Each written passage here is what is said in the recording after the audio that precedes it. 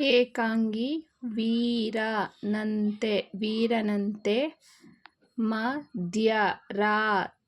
ಮಧ್ಯರಾತ್ರಿ ಎದ್ದನು.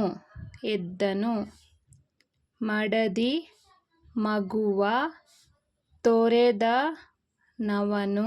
ತೊರೆದನವನು ಅಡವಿ ದಾರಿ ಹಿಡಿದನು.